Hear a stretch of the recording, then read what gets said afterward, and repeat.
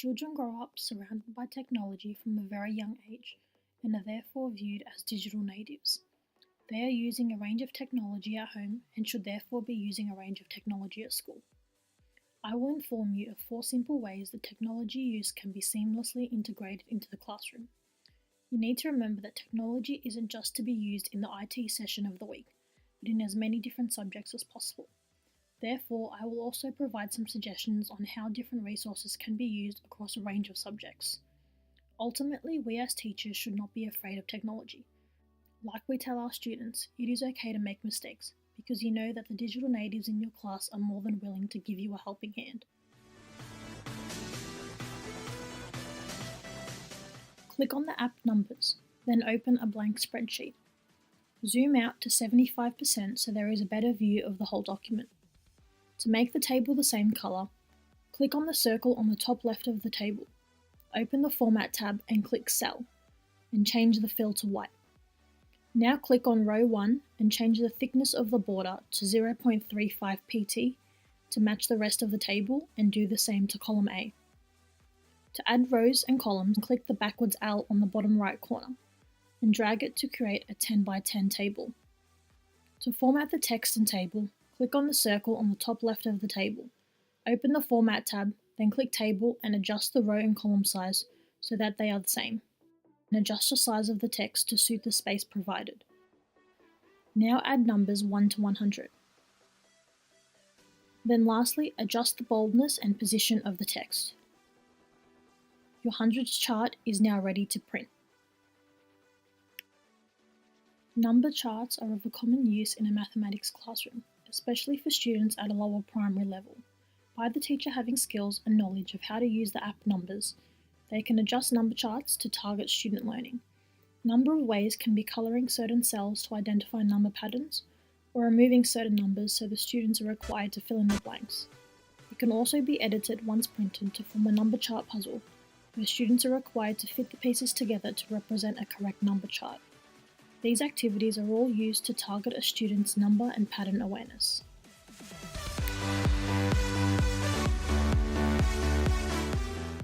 Search fotor.com in the search bar, then click Edit. Upload your photo and you are now ready to edit your chosen image. You are able to adjust the contrast, saturation, temperature, tint, sharpness, and many more design aspects, as well as being able to add a frame and some text. You can constantly refer back to the original image to see the changes you have made, as well as saving your new creations. Photo editing is something that primary age students might not have much experience with, so it is a creative way to engage them in an arts class. You are able to learn a range of different design terms. They will be able to have an understanding of the effect each term has on an image.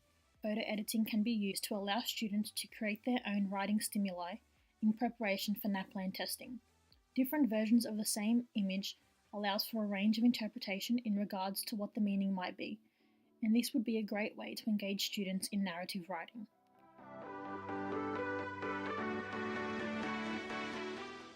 Search wordle.net in the search bar, then click Create.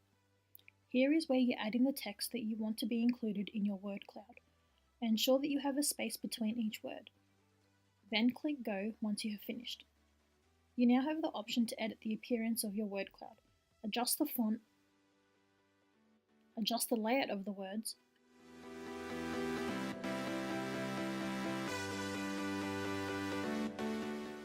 and lastly, adjust your colour palette. You can use the options provided or create your own. Once you are happy with your word cloud, you can print it or save it for later. Wordle is an excellent way of expressing ideas around the classroom. They are easy to use and result in an interesting final product. This website can be used during a class discussion where students' ideas are typed up as they are shared, resulting in a word cloud of all the students' knowledge on the given topic. Another use could be to create word walls in the classroom to provide the students with a range of vocabulary. Each cloud can represent a different emotion or feeling, providing the students with multiple words that all share the same meaning. This could in turn impact on students' use of words in both their speech and in their writing pieces.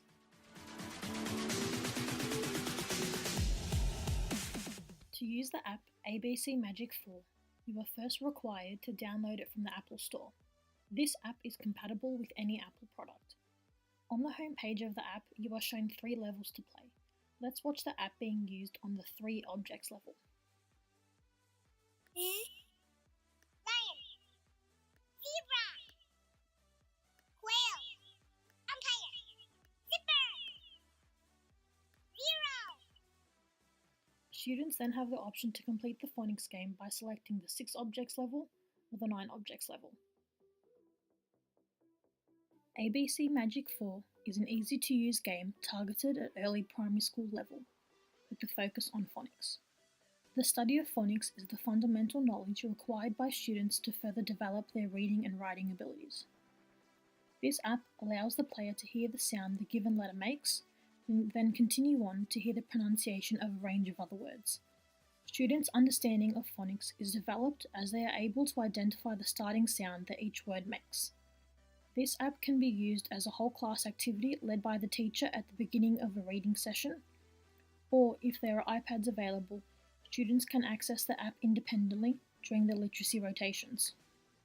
Ultimately, the app can be used across all ability levels, as it can educate students about new information and reinforce known information.